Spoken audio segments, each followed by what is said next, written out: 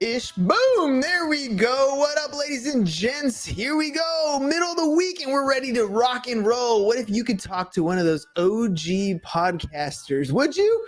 Well, you're about to. Let's jump on the show. Here we go. Shut up and sit down. Look, a business can give you everything you want in life. Prestige, wealth, freedom. It can also take everything away from you. This show is for those who are willing to take that risk.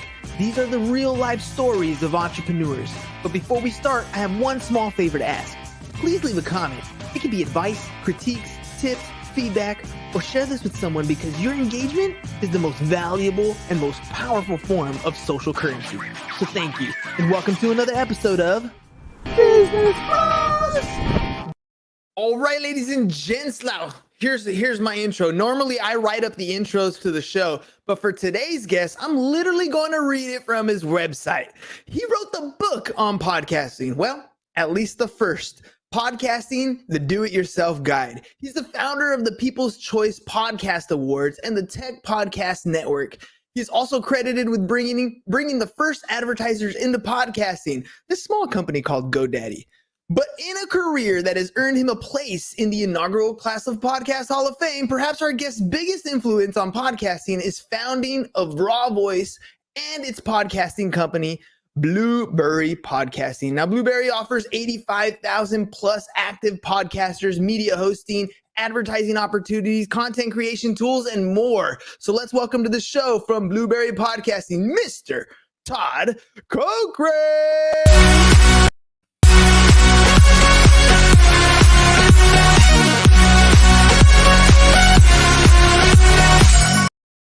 All right, Todd, welcome to the program, man.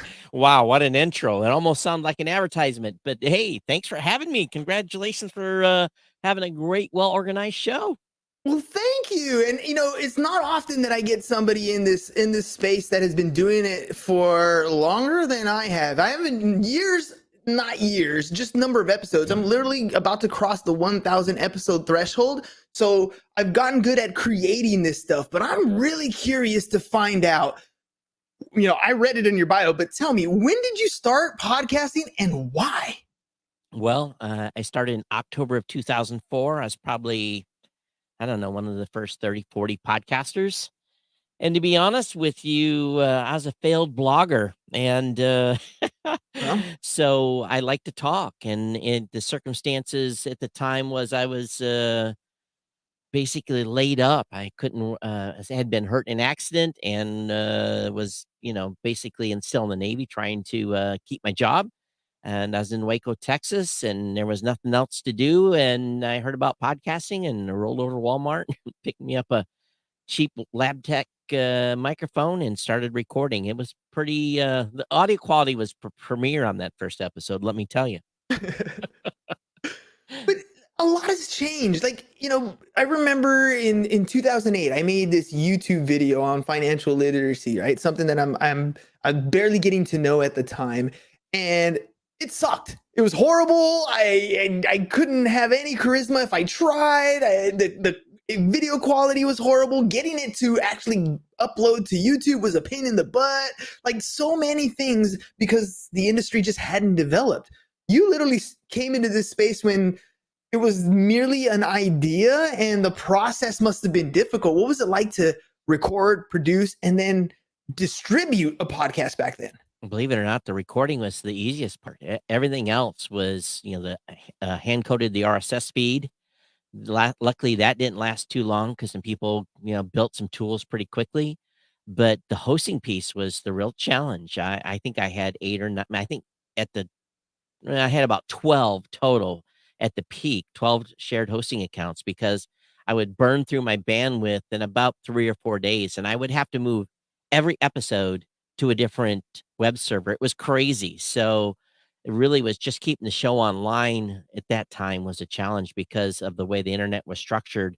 It was cheaper to buy shared hosting accounts, burn through 500 gigs of traffic, and then move the episode. And actually what I did is I had 12 different domains and we just updated the RSS feed and we published the show across 12 different hosting accounts, and it was nuts. But thank God It is not that way anymore. I think it's easy to start a podcast compared to what it was then. But yeah, it was held together with binder twine. It was crazy, but build an amazing audience very, very quickly from that, because it was cool, and you had to be a geek. There was geeks and comedians. They was the two that seemed to kind of figured out in the early days, but then the genres expanded and the podcasting space just exploded. Let's talk about pod fade, right? So for those people who aren't in the podcast industry, what usually happens is somebody starts a podcast because they're very interested. It sounds cool, sounds fun.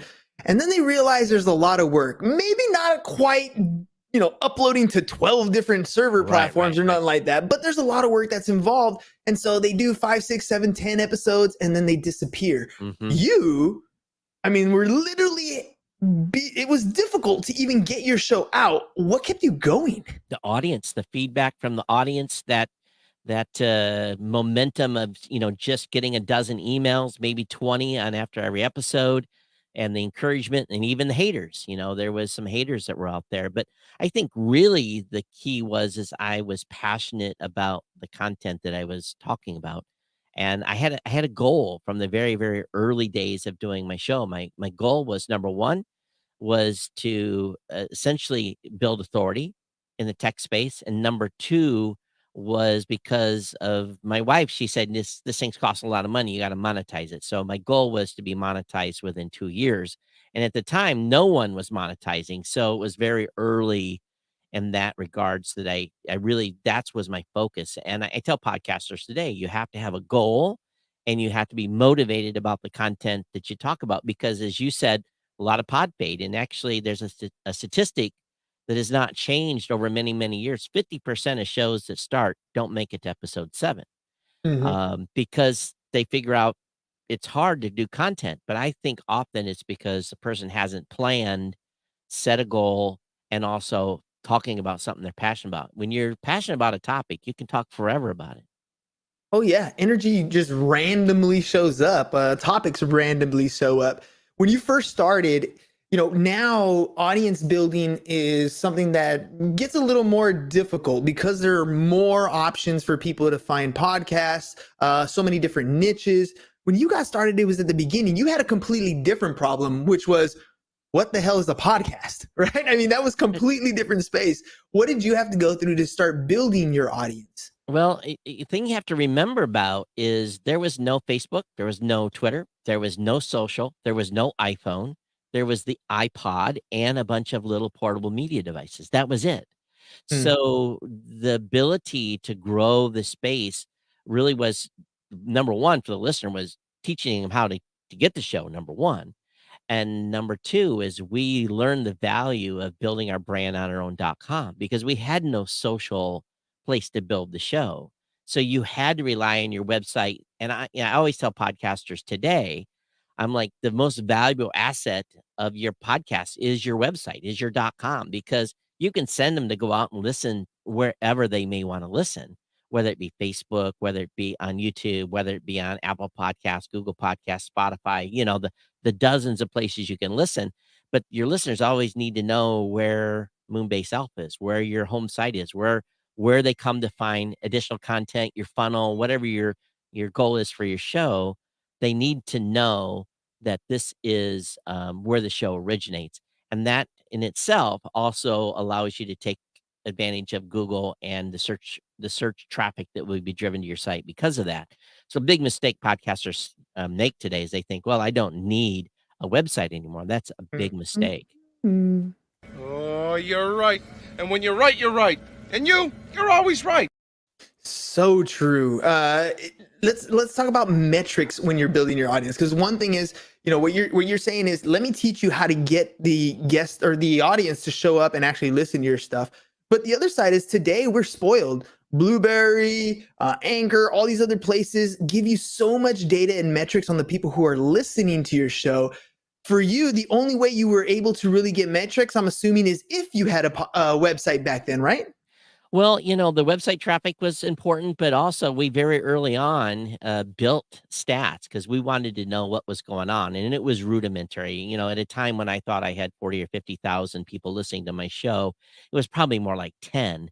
1,000 because we weren't doing any filtering. We're just doing raw log processing. So we had some rudimentary stuff in the very, very early days. The geeky guys built some scripts, but very quickly we figured out how to filter all that and then use the data that we were getting to have actual information. And it's still the same today. The stats have gotten incredibly diverse in that you can find out where they're listening, partially how long they're listening. At least at Blubrry, that's one of the things we give you is how long they stay listening to the show, in what county, what state, all this information to really make actionable decisions about your podcast. So I think, what we've built today for podcasters allows them to have a lot more detailed information and make smart decisions for their content. But yeah, those early days, it was, we were kind of just finding our way, and it was good because we learned a lot of things that we shouldn't measure and what we should be. Let's talk a little bit about our favorite thing. What every podcaster, a lot of them, jump into this space thinking they're going to make some money. They're going to monetize their podcast. Show me the money! Exactly, Tom. How did you do that early on? I mean, we're talking about the metrics here. Usually a sponsor is going to want to know that their information is going to get in front of a specific type of audience. Even with your rudimentary numbers, what was it like bringing a sponsor on early on when they were like, podcasting, who's even listening to that? And to be honest with you, in the early days, we didn't even know what to charge because the first deal I did, there was no ancillary data out there. Today there's a huge amount of data. So I kind of charged what I thought I needed to cover my bills. And then when the sponsor came back to me and said, hey, we had huge success, we want to renew you for a year, I was able to derive some information on how that first month had done. I went back to them with a proposal, which we agreed upon, along with some payouts on bonus on basically what it was is a flat rate. And then if I got to a certain point, there would be a bonus paid. And it was really one of the smartest deals I ever made because they're still my sponsor today. And I still have to make performance. But what it really boiled down to was I was delivering value for the sponsor. The sponsor was getting something out of it. They were getting an ROI that was measurable. And if you can deliver a measurable ROI to a sponsor, they'll be with you for a long, long time. The podcasting space today has gotten kind of weird on how ad deals are done because smaller shows are often left out of the mix. So here's the thing. Things have changed. You don't have to have a sponsor.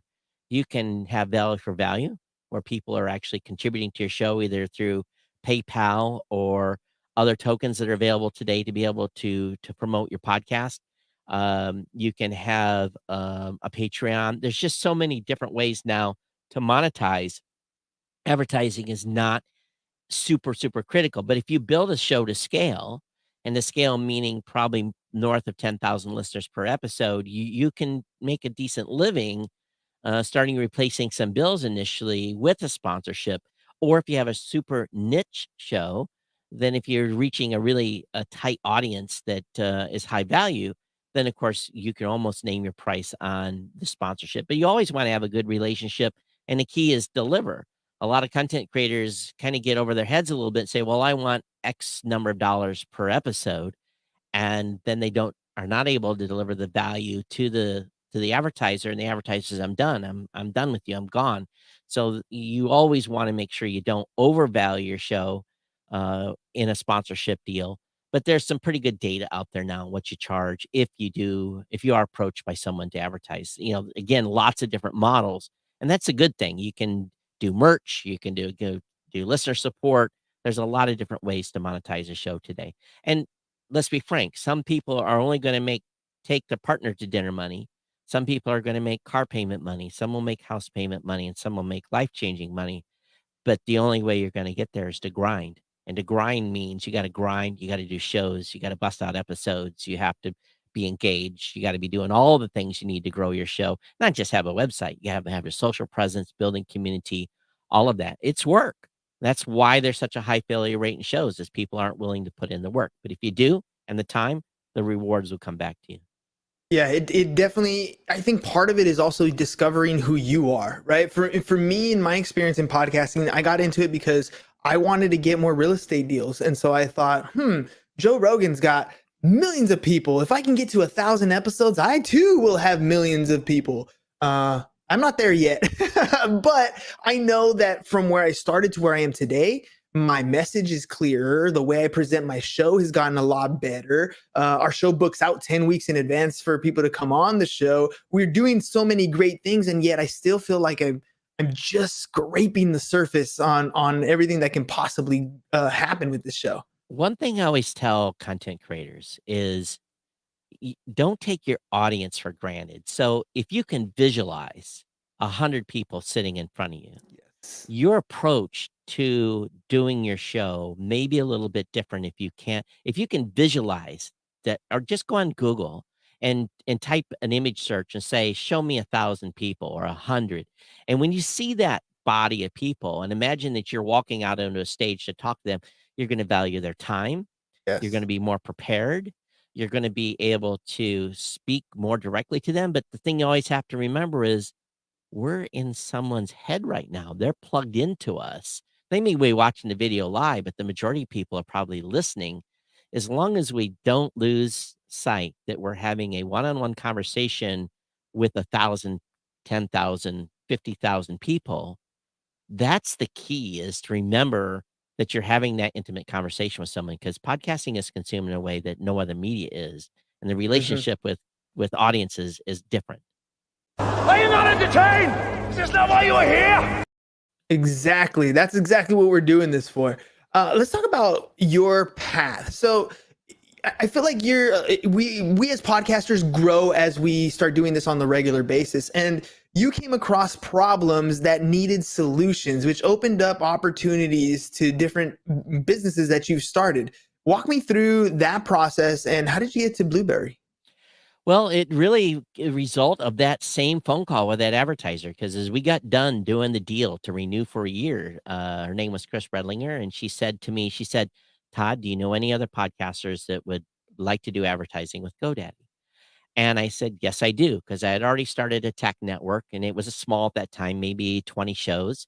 And so I said, there's a business model here. So what I did on my next podcast, I said, I need an MBA, I need a lawyer, I need a graphics guy, I need a programmer. And we're having a phone call. And we really, my show or my business was launched from a free conference call where I had about 10 people on a call. After I asked people if they were willing to commit some money for a business idea, half of them jumped off, and I was left with the part of the majority of the core team that started Blubrry.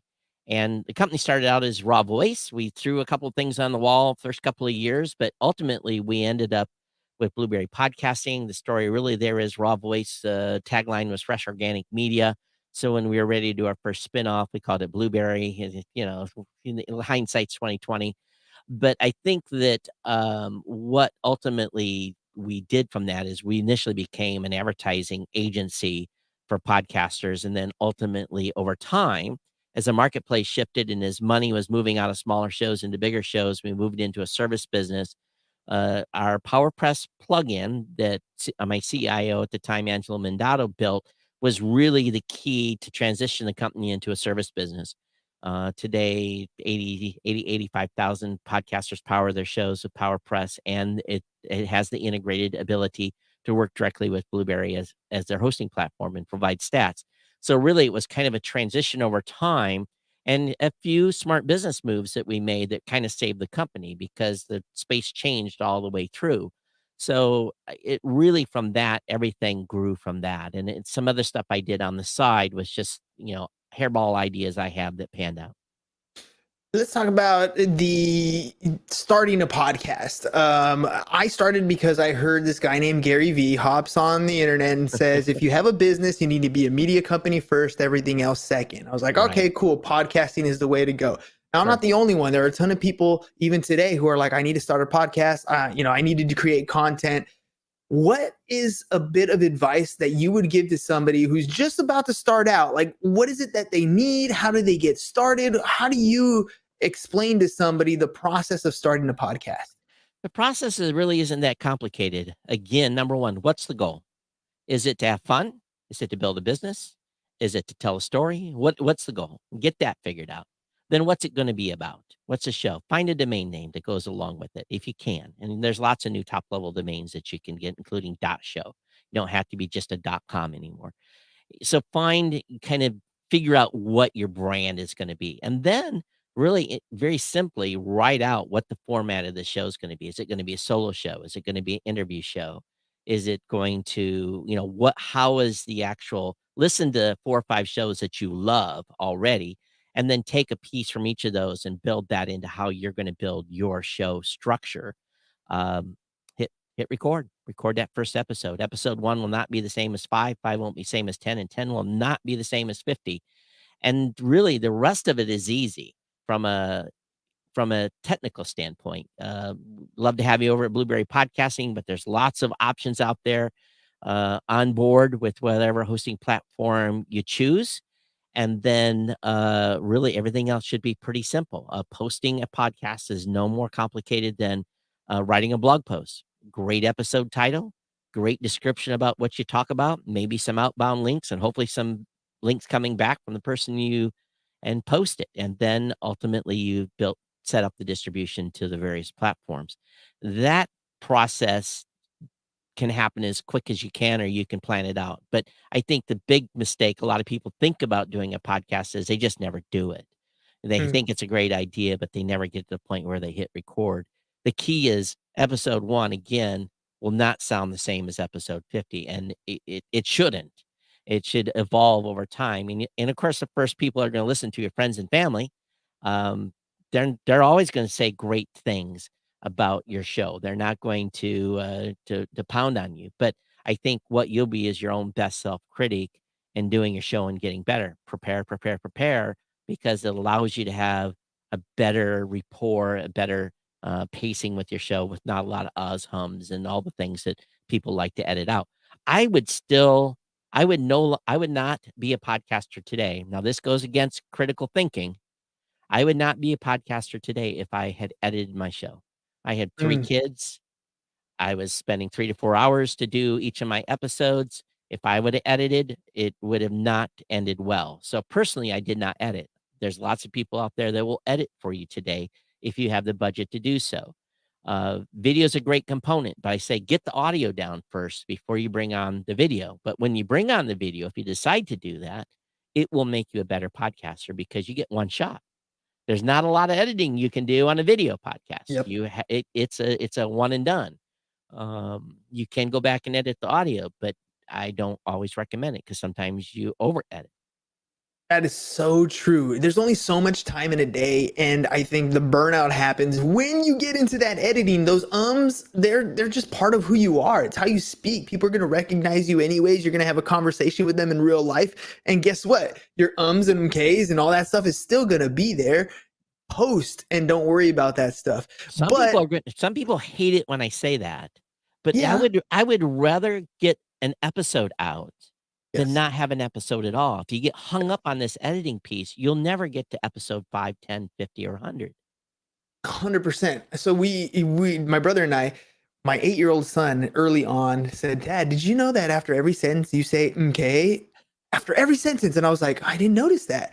So what we did was we gave a glass jar a microphone, and I got a pile of quarters and gave my brother a pile of quarters. And live while we're recording our episode, every time you heard the or I heard him say it, clink, clink, clink, clink, just edit as you go. Learn to make it better. You're going to get better over time, and you'll correct yourself, which makes a bigger difference than if you go back and spend hours editing all the time because you're not actually making the change.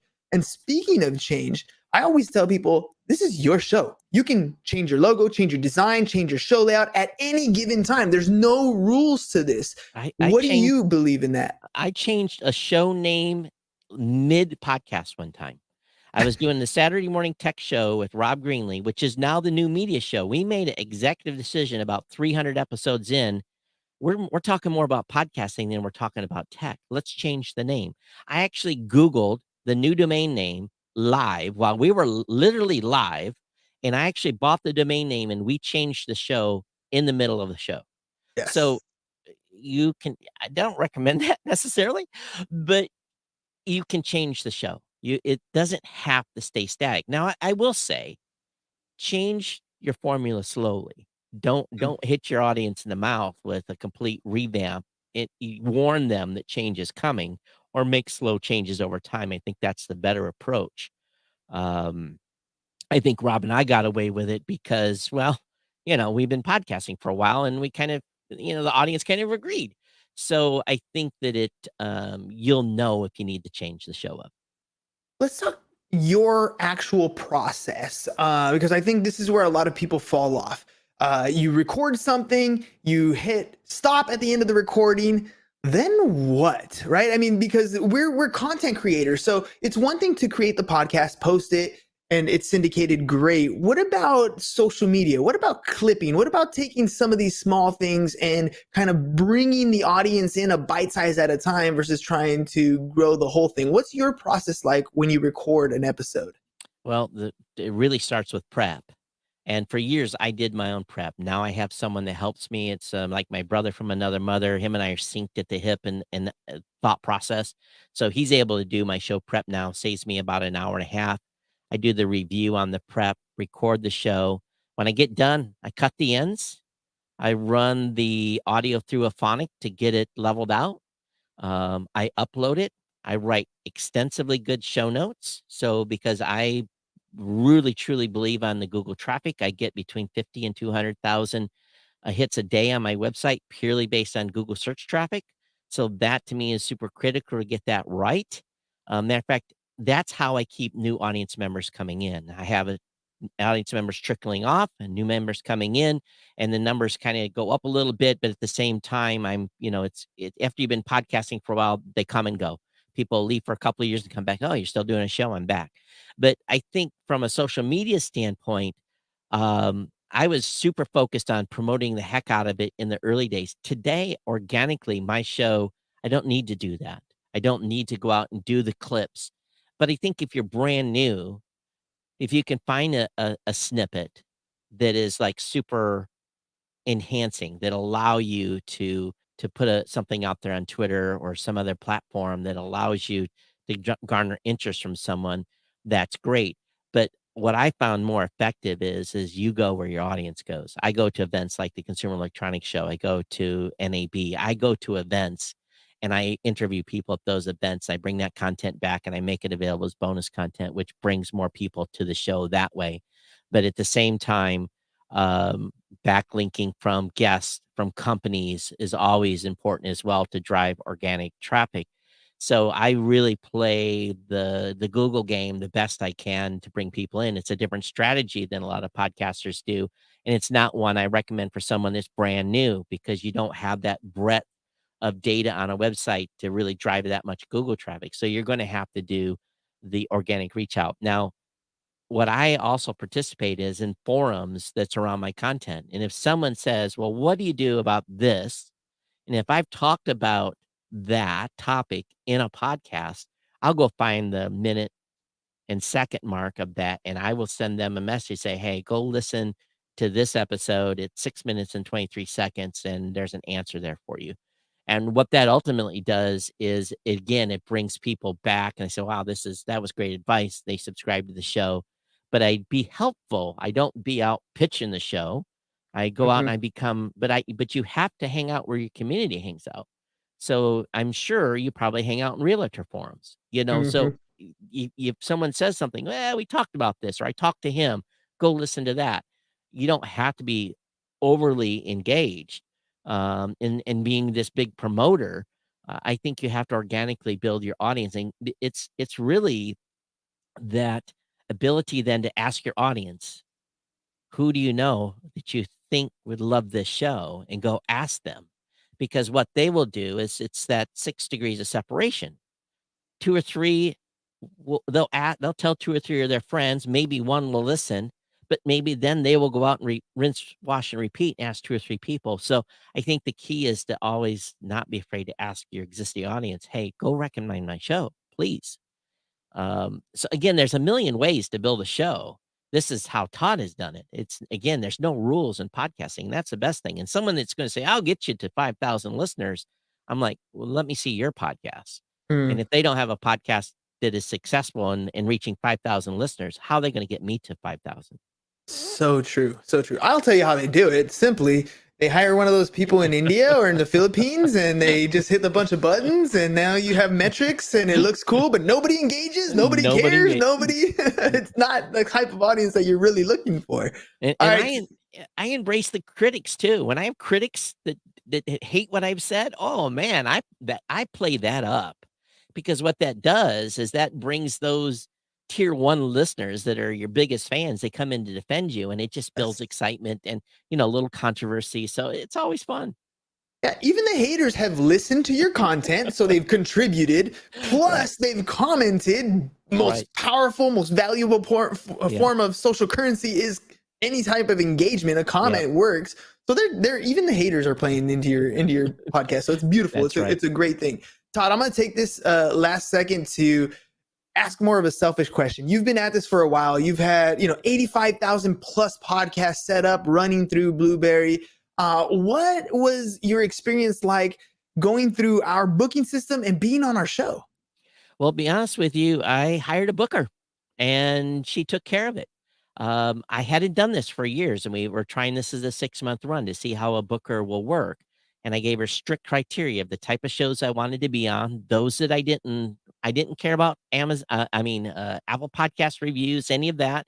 So there were certain criteria, and she followed that criteria and found you. And she said, "Hey, this is a show I think you should be on." I reviewed what she'd sent me and said, "Yep, I think this is a show I want to be on." So it went from there.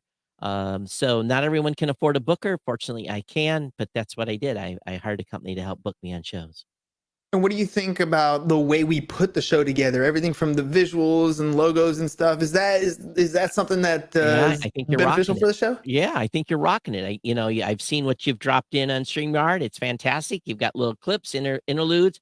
It's what keeps things exciting, keeps it moving. And I like the pace of the show as well. So I think you're doing a great job. Well, it's certainly more enjoyable than my average day. Exactly, Sean. Exactly. Todd, before we head out, man, I wanted to make sure I gave you the floor. Let people know how they can get a hold of you, what they can find on Blubrry, and any last thoughts. It's real simple. It's Todd at blubrry.com, Blubrry without the E's because we couldn't afford the E's. And then we're on Twitter, of course, at Blubrry. We're on Instagram at Blubrry_podcasting. If you want to check me out, I'm at newmediashow.com, geeknewscentral.com, podcastinsider.com. Those are 3 shows that I participate in. And again, happy to help any podcasters looking to get started. All you got to do is get over to blubrry.com, click that getting started link. We've got a great support team that'll answer the phone and actually talk to you. So that's a big difference. We believe in customer support and helping podcasters get off the ground. We meet with podcasters every 2 weeks. And I also do one-on-ones with podcasters as well that are hosting with us. So just, come over and check us out.